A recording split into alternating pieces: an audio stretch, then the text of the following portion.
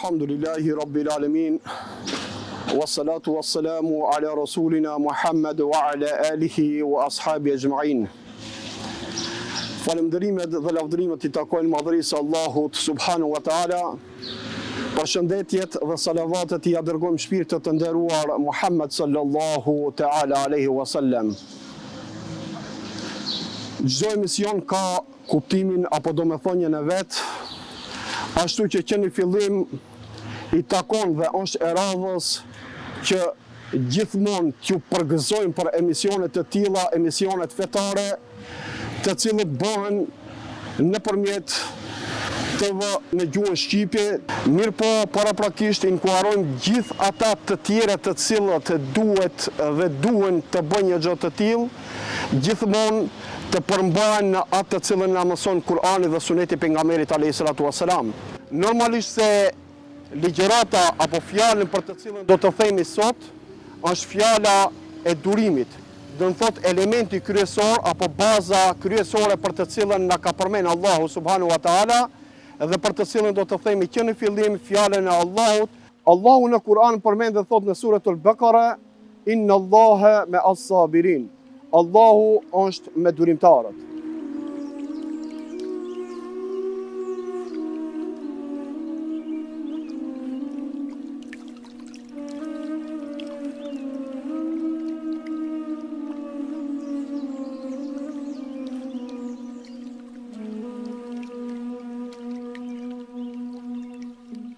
Gjithashtu edhe elementet të cilat përmendet do të thotë kur është në pyetje sabri apo durimi, është preokupimet apo problemet të cilat na ndodhin në jetën e përditshme, në jetën momentale aktuale ku të cilën jemi edhe ne jetojmë, për të cilën edhe Allahu subhanahu wa taala na ka përmendur se njerëzit të cilët do të jetojnë pas periudhës Muhamedit sallallahu taala alaihi wasallam, do të jetojnë në një kohë të sprovave, do të jetojnë në një kohë ku ata gjithmonë do të ballafaqohen me lloj-lloj sprovash, me lloj-lloj problemesh aktuale, për të cilët ne duhet gjithmonë t'i menaxhojmë, mirë po menaxhimi jonë dhe elementi kryesor për të cilën na përmend Allahu është ajo durimi, është sabri. Pse? Pasi që edhe vetë hadithet e pejgamberit alayhis salatu wassalam, hadithet profetike për të cilën do ta themi, është edhe pejgamberi alayhis salatu wassalam kur thotë se durimi apo sabri është pjesë apo element kryesor e bazës së Islamit apo imanit, në të cilën thuhet dhe thotë pejgamberi alayhis salatu wassalam, as-sabru min al-iman. Sabri është nga imani. Allahu subhanahu wa taala në shumë ajete kuranore përmend dhe thotë se durimi dhe sabri është element me të cilën bashkangjitet gjithçka. Mirë po, në më së shumë se 90 ajete kuranore, Allahu përmend edhe durimin, po përmend edhe namazin. Çka nënkupton dhe thotë se me të vërtetë Allahu i ka dhënë një rëndësi aq shumë të madhe sa që njerëzit duhet të ndalen në vetvete dhe ta kuptojnë me të vërtetë se çka do të thotë ky durim, çka do të thotë ky sabër, pasi që durimi dhe sabri ishte edhe në periudhën e Muhamedit sallallahu alaihi wasallam. Durimi dhe sabri ishte edhe në periudhën e pas Ademit, njeriu të parë të krijesës së kësaj njerëzore toksore. Por durimi dhe sabri ishte edhe në periudhën e shumë pejgamberëve të cilët vishin pas Ademit alayhis salam, dhe edhe në periudhën e vetë Muhammed sallallahu ta'ala alaihi wasallam. Mirë po, ne kemi nevojë për të folur disa elemente të durimit dhe sabrit për të cilët ne preokupohemi në jetën tonë të përditshme. Ne preokupohemi dhe ndërlidhet në jetën tonë të përditshme. Si për shembull, tash nëse dikujt nuk i kryet ndonjë punë, ose nëse dikush nuk mund që të realizon ndonjë dëshirë të tij, ai nënkuptohet se do të eskalon me ndonjë fjalë të fyer, do të eskalon me mos durim, do të eskalon në mos sabrin e tij. Mirë po, pas së gjithësh, durimi është në rang të parë. Durimi është elementi i parë për të cilën pavarësisht se a kryet apo nuk kryet, a zbatohet apo nuk zbatohet, ne në fund duhet të përqendrohemi prapë ai durim dhe sabër. Pasi që vetë Allahu në fjalët e tij të Kur'anit na tregon shumë shpesh herë se me të vërtetë durimi dhe sabri është element për të cilën njeriu nuk mundet njëra pa tjetrën. Do të thotë nuk mund të jeton njeriu pa durim. nuk mund të jeton njeriu pa bo sabër. Pse? Pasi që preokupimi përditshëm është ajo. Nëse njeriu nuk bën durim dhe sabër, mund lirisht të themi se edhe mund të largohet nga imani, mund të largohet edhe nga besimi i Allahut subhanahu wa taala. Pse? Pasi që vetë durimi dhe sabri e pranon edhe caktimin e cila do të ndodhë, qoftë e mira apo qoftë e keqja. Do të thotë atë të cilën në nivel nuk mund që ta arrim, në kuptohet se ajo është saktim dhe është nga Allahu subhanahu wa taala. Dhe është nga durimi për të cilën ne duhet ta kemi në vetvete gjithmonë dhe duhet ndërlidhen në jetën tonë. Do të përmenim hadithin e pejgamberit alayhis salatu wassalam, ku përmendet nga vet Aliu radiallahu an, do të thotë sahab, i cili ishte udhëhec pas periudhës Muhamedit alayhis salatu wassalam, thotë se durimi apo sabri është sikurse trupi dhe koka. Do të thotë koka e njeriu dhe trupi i njeriu. Nëse njeriu ja shkput dhe ja largon kokën nga trupi, a mund që të jeton ai trup? Nuk mund, pasi që nuk ekziston, atëherë nuk ka frymarrje, nuk ka asgjë. Edhe nuk mund që të jeton. Ashtu që edhe trupi pa kokën nuk mund të qëndron. Edhe durimi, njeriu pa durim nuk mund të qëndron. Para atë shkak, ne gjithmonë duhet të jemi të qëndruar në durimin e Allahut subhanahu wa taala, në elementin bazë për të cilën edhe vetë Allahu na ka përmend në shumë fjalët e tij të Kuranit dhe për të cilën na ka përmend edhe pejgamberi sallallahu taala alaihi wasallam.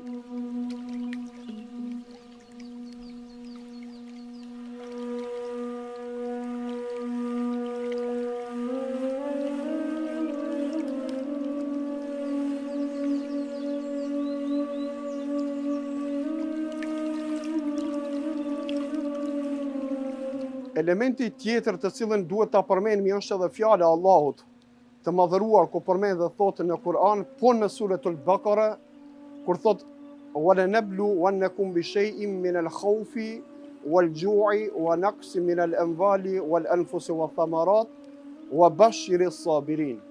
Allahu në këtë fjalë na përmend se njeriu në jetën e tij dhe në jetën e përditshme sprovohet. Mirë po sprovën duhet ta kompenzon me diçka tjetër. E kompenzimi jon është durimi dhe sabri. Pse? Pasi që Allahu ku përmend dhe thotë وَلَنَبْلُوَنَّكُمْ بِشَيْءٍ مِنَ الْخَوْفِ, thotë unë gjatë jetës së juaj do t'ju sprovoj me çka? Me frikë, me mbjelljen e ndonjë frike, me të cilën element ndërlidhet edhe durimi dhe sabri. Pasi që ne kur kemi frikë, ne kuptohet se nëse nuk bëjmë durim, nëse nuk bëjmë sabër, ne kuptohet se atë frikë nuk mund që ta tejkalojmë. Dhe e dyta, wal-ju'i wa naqsi min al-anfali wal-anfusi wath-thamarat. Wal-ju' është uria me skamje. Kur njeriu nuk ka ushqim që ti dërgon familjarëve të tij, shtëpisë së tij, fëmijës së tij, atëherë çka ndodh? Ndodh që po i njëjti person i cili shkon dhe e mbikëqir atë familje, mund që të çlirohet me fjalë jo të mira, të thotë: o Zot, pse bash mu? O Zot, pse në këtë formë? O Zot, a veç unë isha? Ashtu që atë element atër duhet ta përmbimin vetvete dhe të themi se Allahu është ai i cili ka caktuar.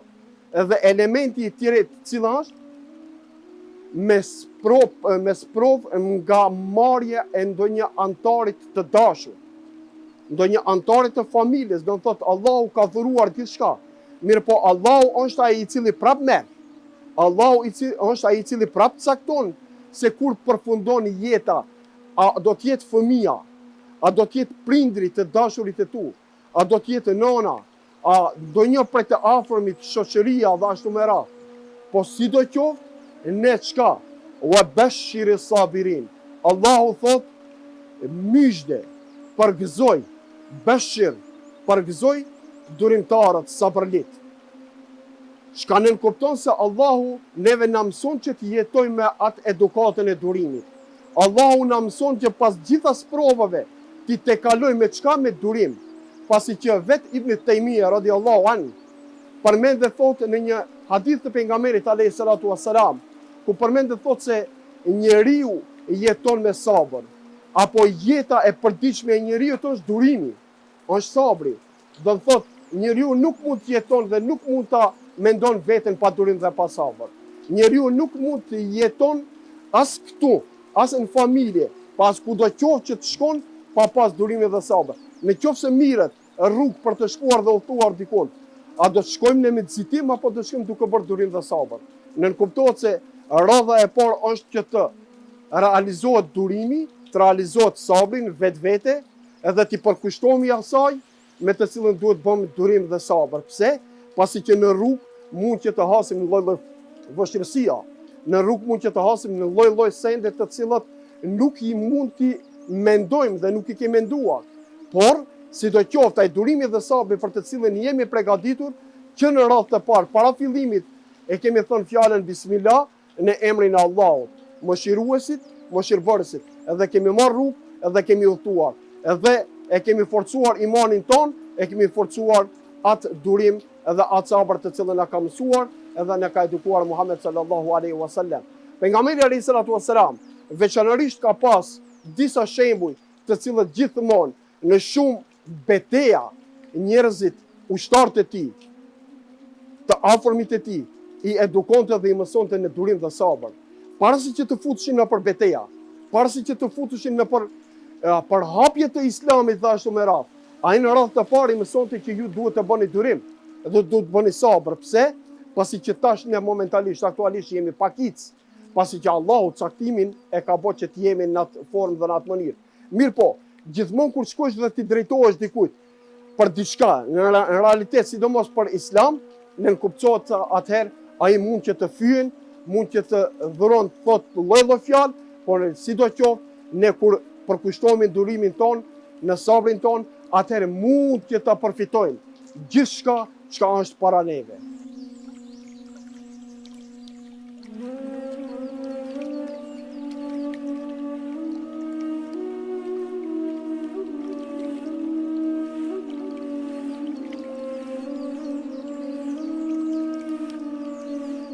Elementi i fundit për të cilën do të përmendim janë disa shembuj të cilat përmenden gjatë historive të dërguarve, gjatë periudhës nga Ademi a.s. e deri në periudhën e Muhamedit sallallahu ta'ala alaihi wasallam. Do të përmendim rastin e parë, durimin dhe sabrin të cilën e pat kush? Ibrahimi a.s. Pasi që ai ndodheshte në mes një sprove për të cilën kishte dhënë një farlloj vadi, një farlloj premtimi para Allahut, se nëse Allahu i fal fëmijë, ai do ta kompenzon në formë të kurbanit. Mirë po, sidoqoftë, Allahu subhanahu wa taala për të ndodhur kjo ngjarje, normalisht se nuk ka thënë që të bëhen kurbane apo të therren e vladi fëmia dhe ashtu me radhë, ashtu që ja dha një durim dhe sabër Ibrahimit a.s.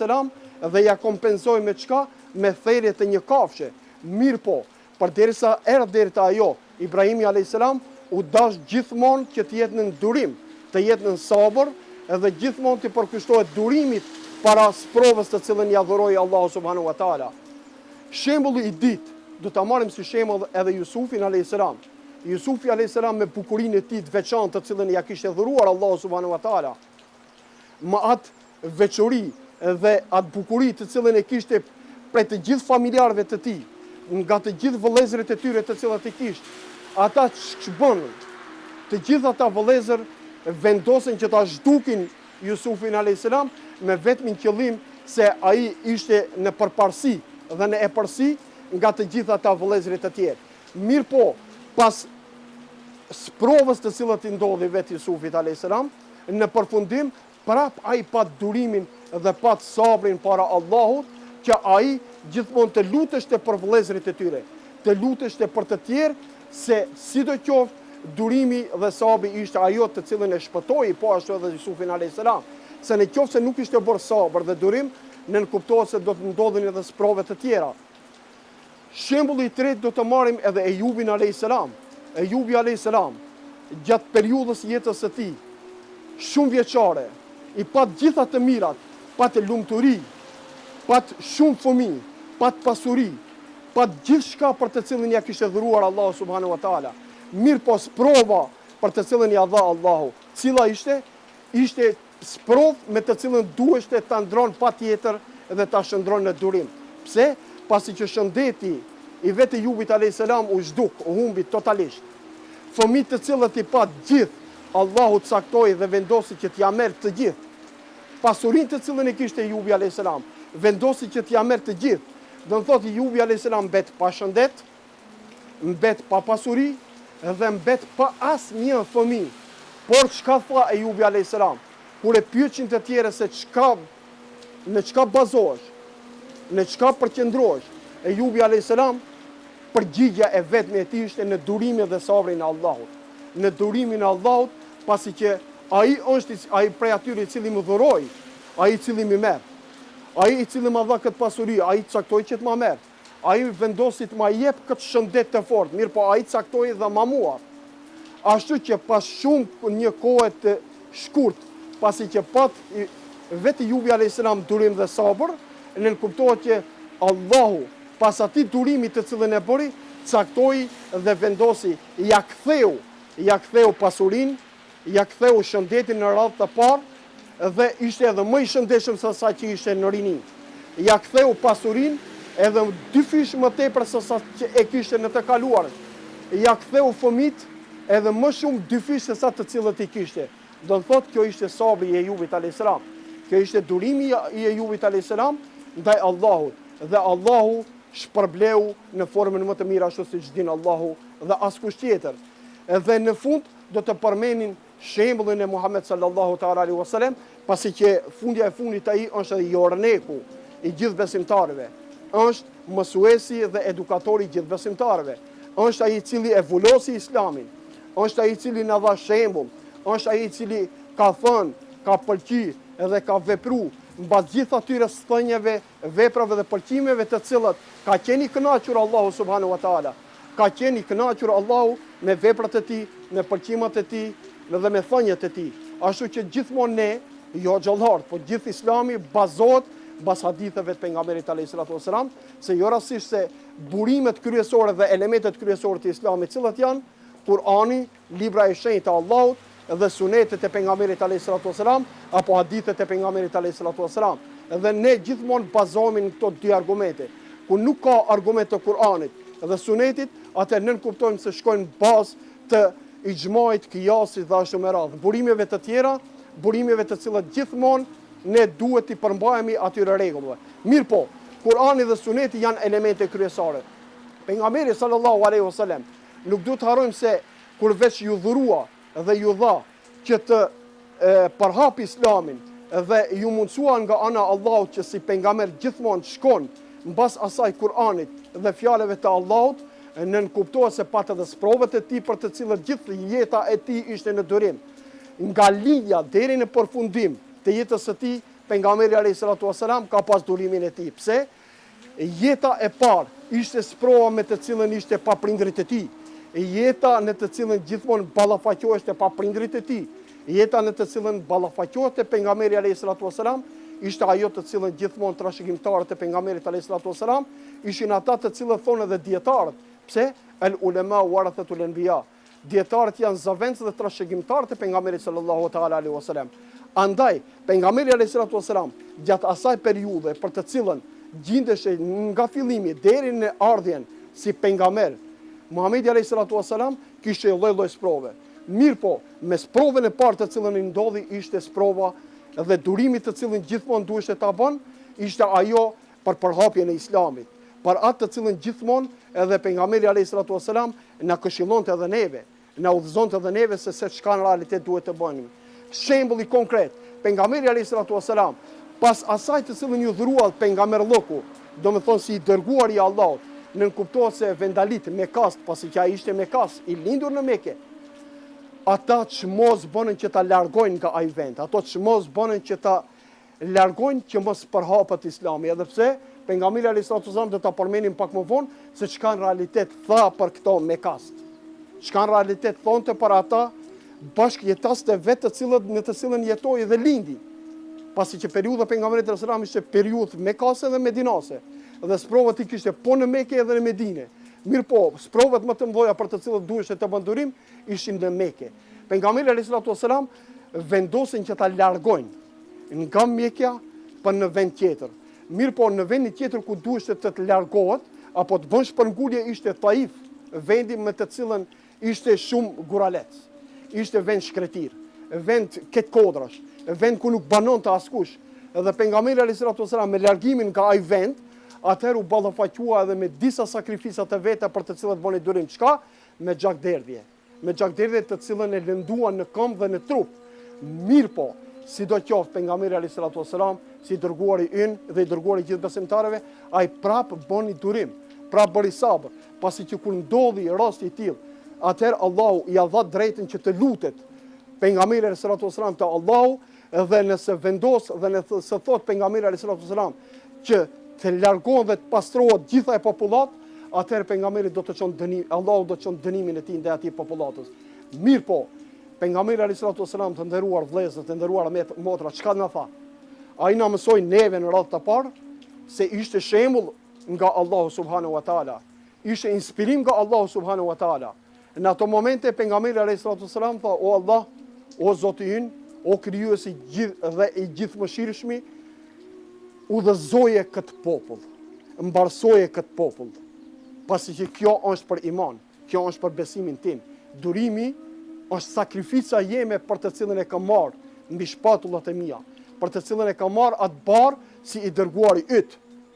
Edhe ne të nderuar vëllezër, do të thotë sikur se pejgamberi alayhis salam, pas shumë periudhave të cilat i pat durim. Durimin e pat edhe pejgamberi alayhis salam, edhe me ndodhit e disa betejave.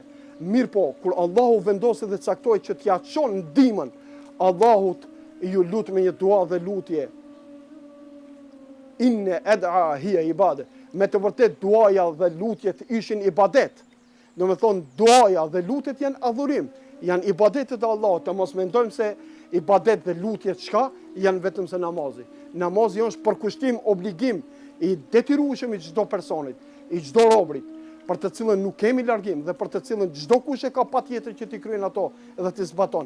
Mirë po, këta të tjera të cilat i kemi në veçanti gjatë jetës dhe periudhës tonë, janë ata të cilat na ka dhuruar Allahu dhe ata të cilat jemi sprovuar gjatë jetës tonë. Para atë shkak, Allahu subhanahu wa taala kërkon nga ne durim, kërkon nga ne gjithmonë të bëjmë sabër, pse sabratul xhamia.